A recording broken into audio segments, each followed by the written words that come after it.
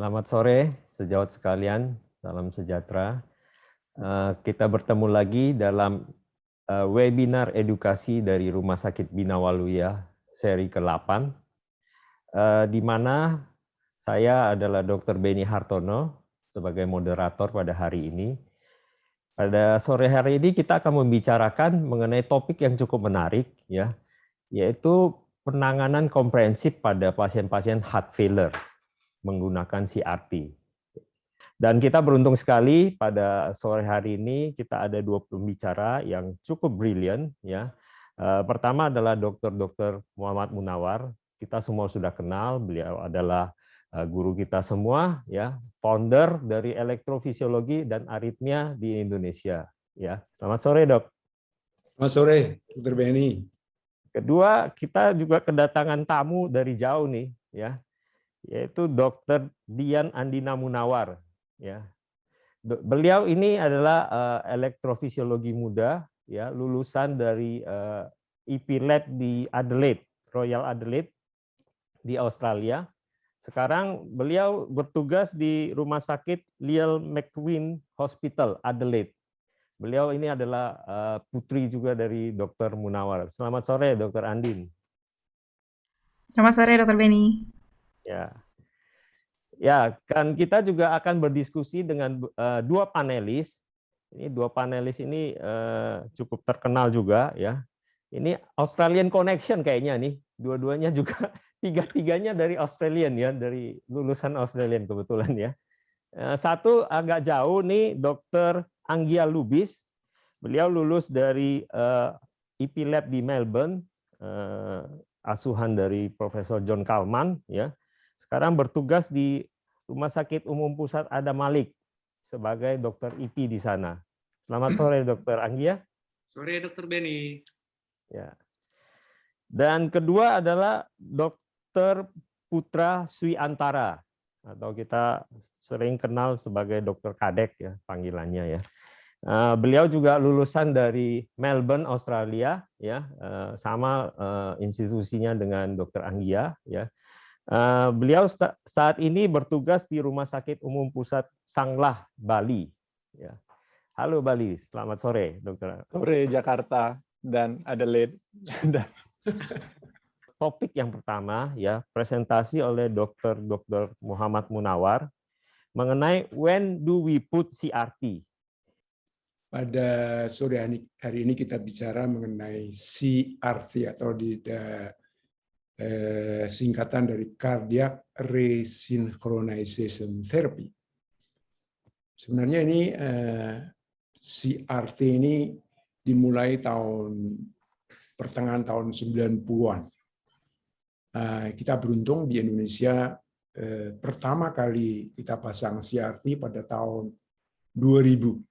Ya, jadi masih dengan teknologi yang primitif, ya, tapi tidak ketinggalan 5 tahun, tapi kemudian setelah itu kita terus mengikuti perkembangan dan alhamdulillah sekarang ini CRT menjadi satu yang menarik, satu modalitas pada beberapa pasien yang memang membutuhkan CRT ini. Dan pada sore hari ini saya akan bicara khusus mengenai CRT pada pasien-pasien dengan heart failure dan atrial fibrilasi. Seperti kita ketahui bahwa sebenarnya dari kira-kira 15% pasien ini ada yang mengalami yang namanya intraventricular conduction defect. Dan pada pasien-pasien dengan heart failure yang moderate dan severe, ini sampai mencapai 30%. Kalau saudara lihat, saya kembali ke EKG, yang normal itu Anda bisa lihat di V1 bentuknya sempit seperti begini, kurang dari 100 milisecond, V6-nya seperti begini. Tapi pada pasien-pasien dengan intraventricular conduction defect, terutama dengan left bundle branch block, saudara bisa melihat pada V1-nya bentuknya seperti begini. Jadi ke bawah, lebar, lebih dari 150 milisecond, ya. Dan di V6-nya juga seperti ini. Ini sebenarnya yang sekarang kita katakan ada keterlambatan secara elektrik dari kontraksi dari ventricle kiri, dari bilik kiri. Dan ini dikenal dengan istilahnya desinkron. Sebenarnya kita bisa melihat ada berbagai istilah, yaitu ventricular dyssynchrony secara electrical, structural, dan mechanical. Tetapi secara gampangnya kita bisa lihat bahwa ada dua hal. Yang pertama yang dinamakan intraventricular conduction defect. Saudara bisa lihat adanya gambaran di V1, ya tadi sudah kita sebutkan, yang lebar, ya, seperti ini. Tapi di samping itu ada yang dinamakan atrial ventricular activation, yang ada gangguan di dalam atrial ventricular activation sequences, yaitu gangguan antara P dan QRS. Umumnya itu melebar lebih dari 0,20 dan sebagainya, sehingga ada pemikiran untuk delay ini kita ubah, kita perbaiki dengan menggunakan device, dengan menggunakan pacemaker, yaitu memacu ventricle kanan dan ventricle kiri secara bersamaan. Ya. Kemudian membuat sedemikian rupa AV, yaitu gelombang P dan atau atrium atau serambi dengan bilik ini dibuat sedemikian rupa sehingga sekuensnya ini betul-betul menjadi sangat efisien. Jadi perbaikan antara desinchrony ventricle dengan AV, abnormalitas dari AV sequence, inilah yang dibuat oleh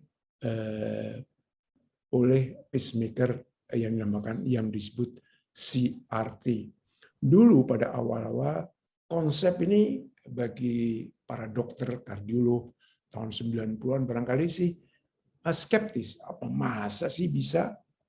Tapi dengan konsep bahwa ada delay dari ventricle kiri, ada delay dari AV sequential dan sebagainya, dan bukti-bukti ilmiah menunjukkan bahwa memang CRT ini sangat bermanfaat pada sebagian dari pasien-pasien dengan heart failure, dengan gagal jantung, yang mengalami ada namanya desinkroni.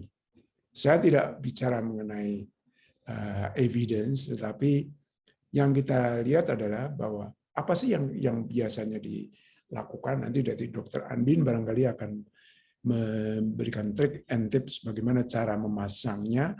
Tapi pada prinsipnya dalam mengatasi desinchrony dan AV sequential abnormality ini, maka dibuatlah 3 kabel biasanya kalau dalam sinus rhythm. Yang pertama di atrium, kemudian di ventricle kanan, dan yang satu di ventricle kiri. Di ventricle kiri umumnya adalah melalui apa yang dinamakan sinus coronaries. Jadi itu adalah sistem vena dari jantung. Jadi setelah melalui arteri koroner, balik masuk ke dalam sistem vena yang pembuluh darah besarnya kita namakan sebagai sinus coronaries. Ada cabang-cabangnya. Kita masukkan wire yang masuk ke dalam ventricle kiri ini melalui sistem vena yang disebut coronary sinus dengan salah satu cabangnya. Keterbatasan dari menggunakan metode ini adalah satu, cabangnya tidak banyak. Paling hanya 3 yang besar-besar yang bisa kita masukkan lead kita, kabel kita. Yang kedua, kadang-kadang ada scar tissue, ada yang ada di dalam ventricle kiri karena masalah-masalah serangan jantung dan sebagainya sebelumnya. Kadang-kadang di situ ada pembuluh sistem saraf yang dinamakan nervus phrenicus yang kadang-kadang terangsang oleh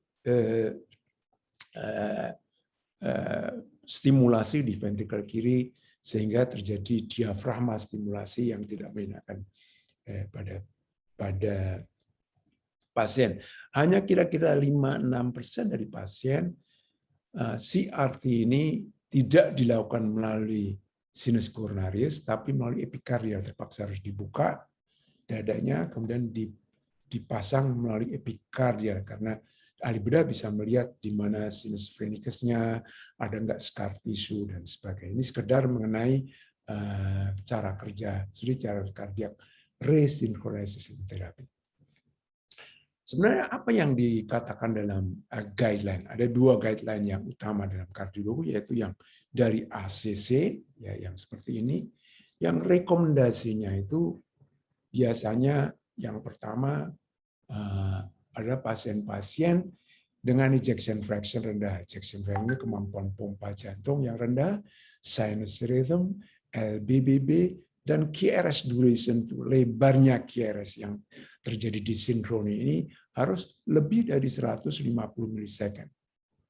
Dulu, awal-awal dari guideline mengatakan bahwa NIHA class, kemampuan fungsional dari pasien tersebut, harus 3 atau 4. Tapi sekarang, dengan kemajuan teknologi, kemajuan konsep, bisa lebih ringan lagi pada gagal jantungnya ini kan yang fungsional kelas 2. Tentu harus menggunakan obat-obat yang maksimal. Yang biasanya itu ini adalah rekomendasi utama dari sinus rhythm.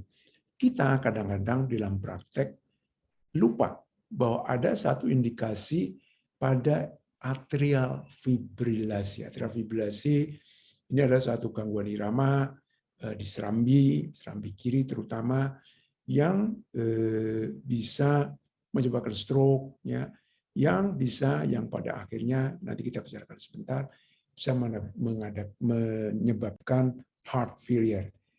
Ya, ini adalah yang ini dari American ACC dari mengenai CRT.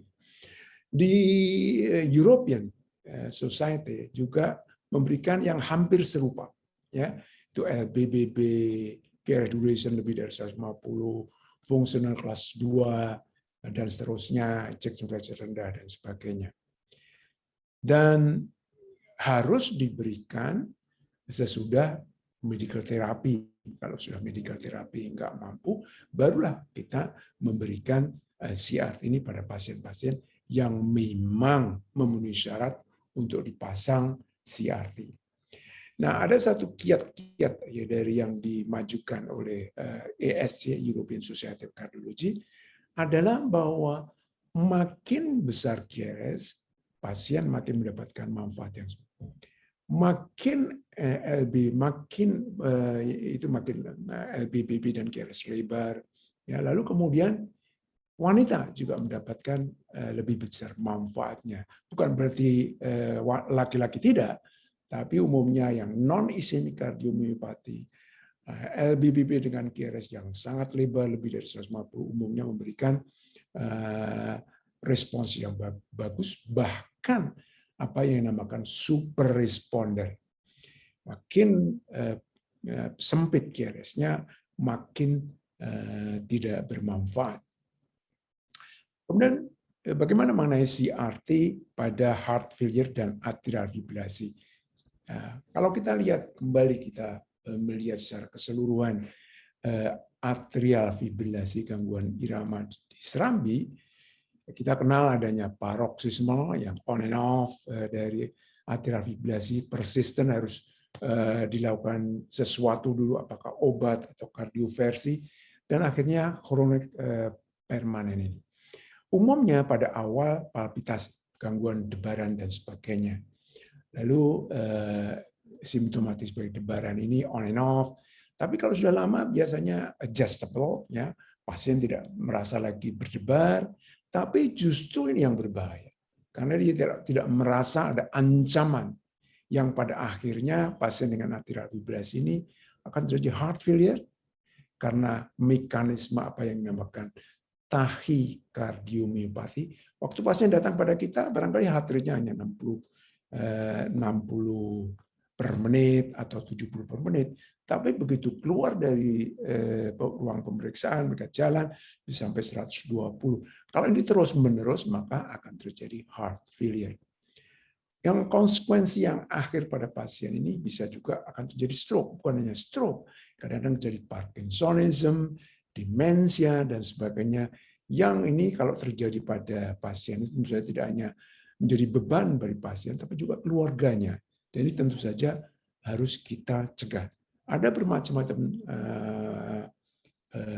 manajemen untuk atrial fibrilasi ini seperti pada skema di sini. Bisa rate control, rhythm control, dan stroke prevention. Bisa menggunakan pharmacological maupun non-pharmacological. Saya tidak hendak masuk ke lebih dalam, tapi yang penting bagi kita bisa CRT ini. Ini adalah rate control yang bisa kita lakukan pada pasien dengan atrial fibrilasi. Atau bisa juga dengan catheter ablation, ya, untuk membuat sinus rhythm. Sayangnya atrial fibrilasi dengan teknologi yang canggih sekalipun, sukses rate-nya tidak seperti pada SVT sampai 98%. Pada atrial fibrilasi ablasi ini hanya kira-kira 90% kalau paroxysmal. Kalau kronik atau permanen barangkali akan jauh lebih rendah lagi, barangkali 60%.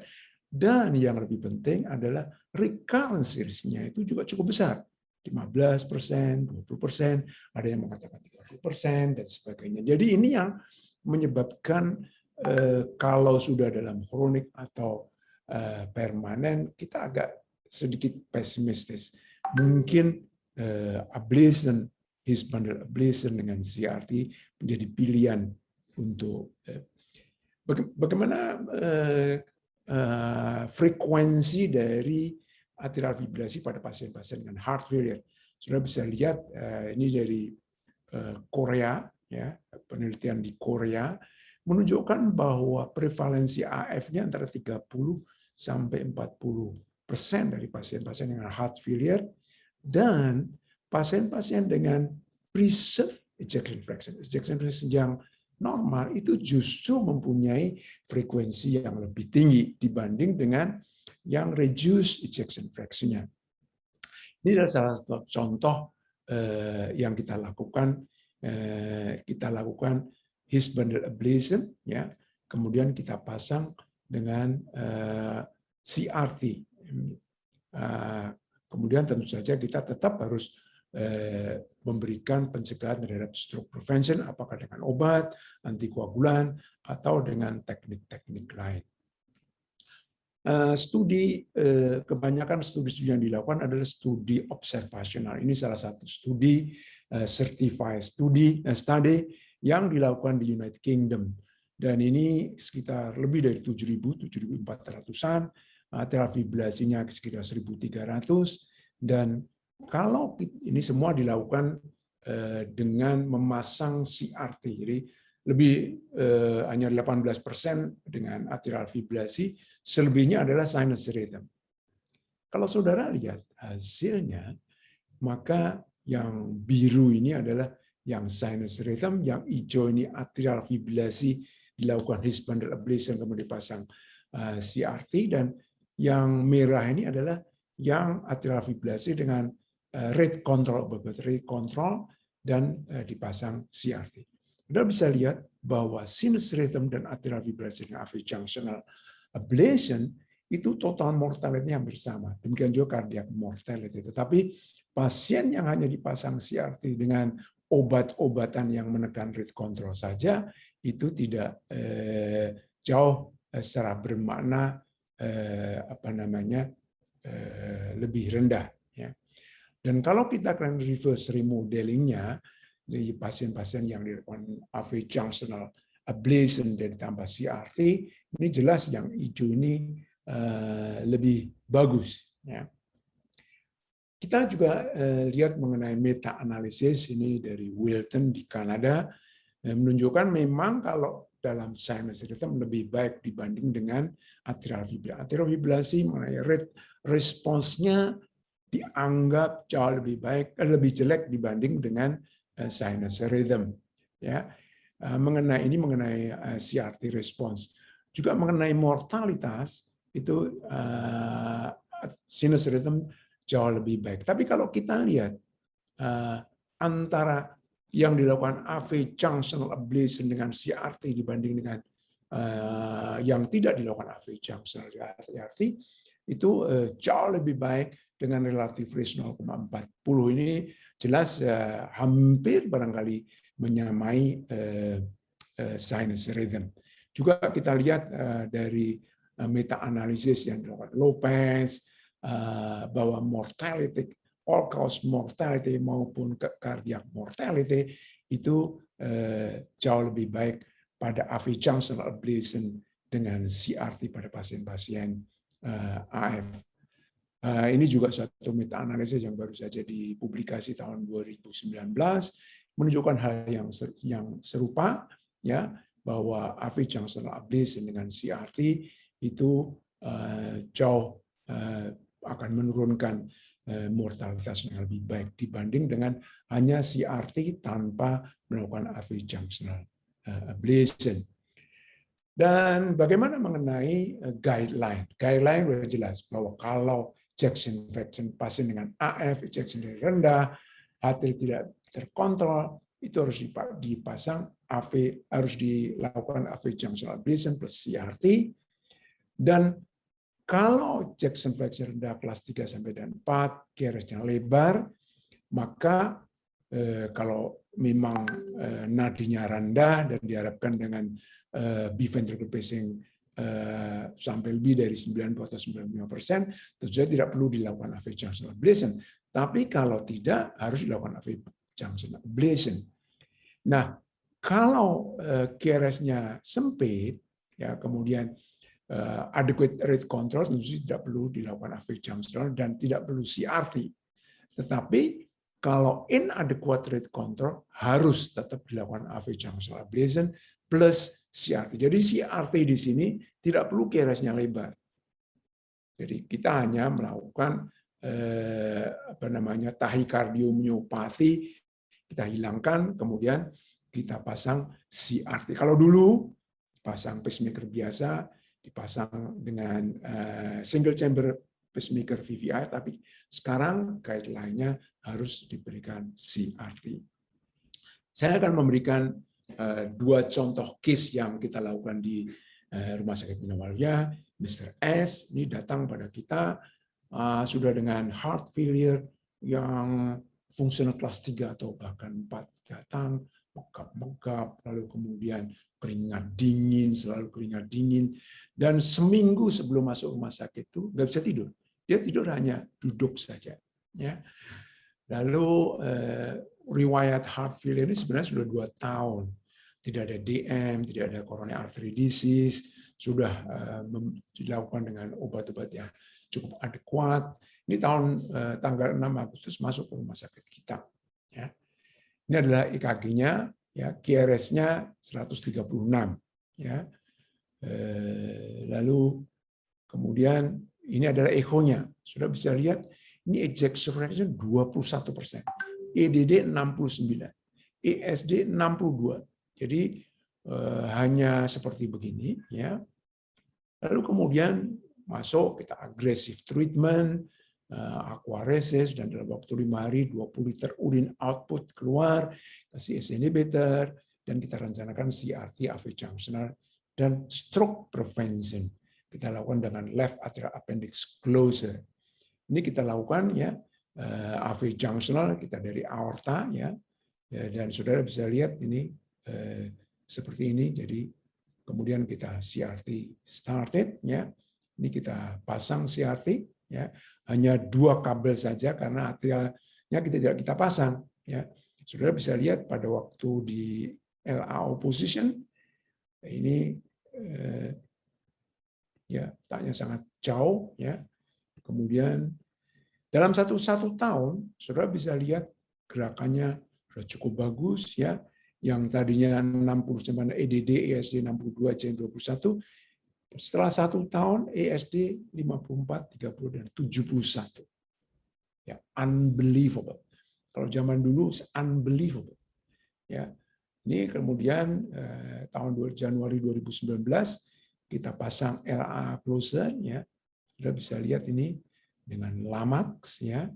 Kemudian sesudah itu dia bisa olahraga lagi, bahkan dia bisa goes, ya, naik gunung pun nggak ada masalah, dan nggak pernah dirawat lagi. Ini memang satu modalitas yang barangkali bisa kita pikirkan. Yang kedua, ini pasien dari Samarinda, Tuan ABDR, ya. Ini juga sangat AF-nya sudah sejak 3 tahun, kemudian masuk dalam di rumah sakit kami Desember 2019. Ya, ini dengan EKG seperti begini, ya.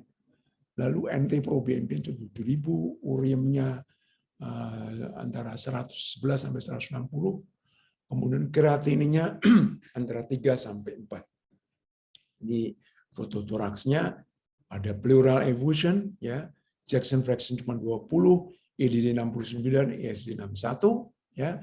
Ini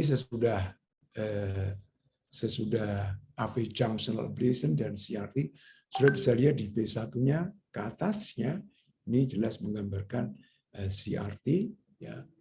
Kemudian ini adalah sesudah dipasang CRT, EDD-nya lebih baik. Ejection fraction dari 20 menjadi 36, EDD dari 69 menjadi 66. Ya. Ini adalah lebih baik gerakannya, ya. Jauh lebih baik, ya. Dan lalu kemudian ini setelah tahun 2020, ya.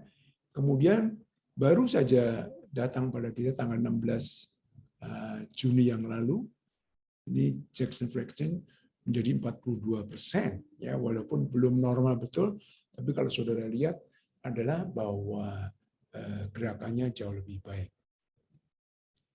Ini adalah obat-obatnya, ya. Nah, menjadi masalah adalah bahwa CRT ini